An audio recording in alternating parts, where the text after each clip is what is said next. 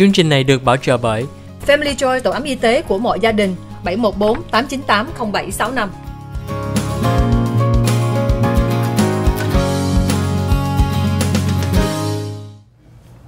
Hi, welcome back to the OC Health and Education Show.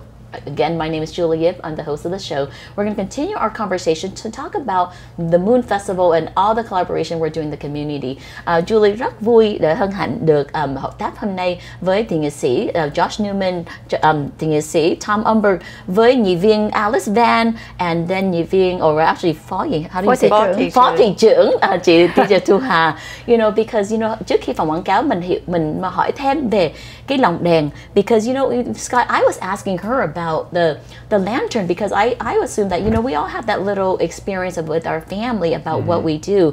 I'm so excited that, you know, Quinn was to remind us that, you know, you can't celebrate the Moon Festival without the moon cake. So again, we're so grateful for KG Bakery for sponsoring the moon cake, as well as in Senator Tom Umberg's office. But Tu Ha is helping to sponsor the lanterns. And you know, the lantern to me is so important because, as she mentioned, when we're young and maybe we're poor in Vietnam, we might not have the money or the luxury to buy a lantern. So she shared with us that she was able to make it out of, you know, the little tin cans, you know, and from the condensed milk. I remember growing up, I grew up in Monterey Park, Alhambra area. So our lanterns were usually bought at TS Emporium, or, you know, so we would go there, buy it a little. When we had like 50 cents or a quarter, we bought the little paper accordion one. Đèn xếp. And then later on, when we had a little bit more money, we bought the one that's like shaped like a fish. So you upgrade it. And then as we got a little bit more, we got the lantern with the light. You know, so I just wanted to share with everybody that, you know, no matter what kind of lantern you have, it's about doing it with your family. Because I always went with my late mother or my dad or my sister or my siblings to get these lanterns. But we loved it at night. We would turn on the light, you know. So did you have an experience like that with growing up, Scott, with the Moon Festival or the lanterns? You know, I had a very different experience. Okay. You know, my family, we didn't really have a lot of money growing up. So, you know, we couldn't afford a lot of those luxuries. Oh. Yeah, so but the only thing I do remember is that my grandma and my grandpa, they would always bring me a moon cake. Oh. And that's something, that is how I remember always celebrating. I never had the lanterns, I never had anything else. Well, we're going to make sure you have that part of your childhood this year. I know. You're going to march with us when we bring out the 30-foot dragon that OC Autism brings out all the time. Because, you know, I want to segue over to entertainment. Because growing up, I remember when I had the lantern, we would always have the song TrungThu đi chơi, right? I don't know how to sing, but I'm going to try to do that. But we would tune into it. A little out of tune, but we had fun. So, but I think that's what I'm hoping for, that when people come to this event, they're going to also enjoy the music and the entertainment. Yes. You know, Anh Cao Minh Hung's group is always so active in the community. They're always singing and dancing, and all the beautiful ladies with áo dài, matching áo dài. So what is that group that he's a part of? Mình nhân dịp này cũng cảm ơn câu lạc bộ tình nghệ sĩ của anh Cao Minh Hưng đã nhiệt tình ngay từ đầu. Chị mới hỏi là say yes ngay lập tức. Thì điều đặc biệt ở câu lạc bộ tình nghệ sĩ đó là anh đã thành lập từ mấy năm nay một cái group gọi là I think Vietnamese Youth artists. Talent. Tức là tài năng trẻ, bao gồm các em thiếu nhi mà các em rất giỏi, say mê học múa, học hát, và từ nếu mà chị nhớ không lầm khoảng 3 năm nay đó, các em đi trình diễn khắp nơi. Thành ra lần này đó, I can't wait to meet them. Đầu tiên hết đó là họ sẽ có một cái nhóm thiếu nhi mặc áo dài thiệt là đẹp để trình diễn một cái tiết mục đặc biệt cho Trung Thu, đó là Em Đón Trung Thu. Nhạc và lời toàn bộ là do nhạc sĩ, ca sĩ Cao Minh Hưng sáng tác.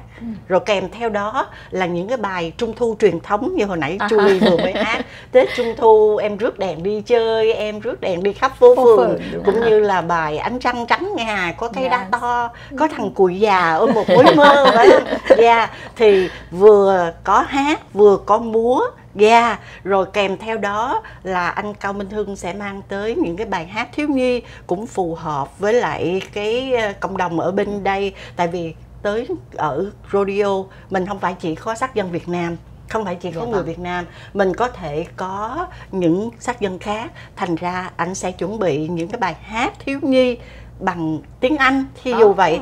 Thì kèm theo đó tức là làm cho cái không khí của chúng ta thêm vui nhộn. Thì cũng mong quý vị phụ huynh là mang con em tới để mà thưởng thức những cái bài hát Trung Thu mà mình đã có từ bao nhiêu lâu nay. Thank you, Ji Quyên, so much for all that information. You know, once again, we hope you can set aside some time on Saturday, September 10th, for the Moon Festival at Rodeo 39. The opening ceremony is at 10 a.m. and so the event is from 10 a.m. to 12 p.m. But we know that at the opening ceremony there's going to be dragon dance, there's going to be dancing from An Gao Minh Hung's friendship group or youth club that is going to have all these holiday songs and celebration in English and in Vietnamese. But I think for me, I just remember that one song, but I know I'm going to be able to be more cultured that day. Chị Thu Hà, what do you think you're going to be doing? Are you going to be dancing with the kids? What are you doing that day? Well, let's see. I want to be kid again, so yes, I'm going to join the kid dancing. But I think the most important thing is an event that brings the generation together. Yes. It's a family-oriented, grandparents, grandkids, mom, dad. It's an event where you're going to see that multi-generations celebrating together. Đây là một cái chương trình mình Tết Trung Thu, nhưng mà đó là cho một đại gia đình.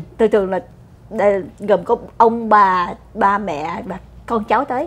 Cho nên đối với Thu Hà thì mang cái tuổi thơ ấu trở lại. Mỗi lần Tết Trung Thu là remind me of a childhood with lantern and rước đèn đi chơi. Well, thank you so much. Now, before we close the show, is there anything you want to say directly to our audience? Dạ vâng, rất cảm ơn đài Little Saigon TV cũng như cảm ơn Julie đã cho chúng tôi đến chia sẻ cái chương trình này, và rất kêu gọi tất cả quý đồng hương của chúng ta. Ngày Tết Trung Thu rất là quan trọng, là một ngày truyền thống văn hóa cho con em của chúng ta, cho nên rất mong quý vị hãy mang gia đình tới để mà đến. Trong buổi đó sẽ có nhiều cái nơi tổ chức Tết Trung Thu nhưng mà không có trùng giờ đâu quý vị, cho nên bắt đầu buổi sáng quý vị đến Stanton để mà vui chơi Tết Trung Thu khu ẩm thực của Rodeo 39. Sau đó là mình mới đi những cái chương trình khác. Thì rất là mong hẹn gặp quý vị vào ngày 10 tháng 9 lúc 10 giờ sáng tại khu ẩm thực 39. Thank you so much. Chị Quyên có lời hỏi. Chúng tôi cũng vậy, tức là từ văn phòng thượng nghị sĩ Tom Member cũng rất là hân hoan để chào đón tất cả quý vị đến với lại chúng ta trong cái ngày Tết Trung Thu đó. Và xin nhớ chúng ta có tới 1.000 phần quà. Đúng rồi. Bánh đèn Trung Thu để vô trong cái túi quà thiệt là đẹp, để sẵn sàng chờ đón quý vị. Và chúng tôi sẽ trao tặng từ 10 giờ sáng đến 12 giờ trưa, trao cho đến khi nào tới món quà cuối thôi. Thành ra rất mong chào đón quý vị trong ngày 10 tháng 9, ngày thứ bảy rồi. Thứ bảy từ 10 giờ sáng đến 12 giờ trưa. Xin cảm ơn quý vị. Thank you. Scott, có lời hỏi gì? Yeah, I just want to say first off, thank you, Julie, for having all of us on our show. Oh, thank you so much for coming. Yeah, and I want to thank Little Saigon TV for having us here as well today, and also Rodeo 39. Once again, my name is Scott Doe. I'm here on behalf of Senator Josh Newman in his office, who represents the 29th Senate District. And we cannot wait to see you guys at Rodeo 39 for our Mid-Autumn Festival, the 3rd annual, on Beach Boulevard. Thank you so much. Well, it's such a great time to be amongst friends, and I think among leaders who really care about the community. And you know, we work so well together, and I love that. You know, the more the merrier. That's what I usually say. And also, you know, when we come together, we can do great and amazing things. Absolutely. Julie, cảm ơn quý vị khán giả của Little Saigon TV. Hôm nay chúng tôi trình bày với quý vị chương trình Tết Trung Thu tại Rodeo 39 thứ Bảy ngày 10 tháng 9 từ 10 giờ sáng tới 12 giờ trưa.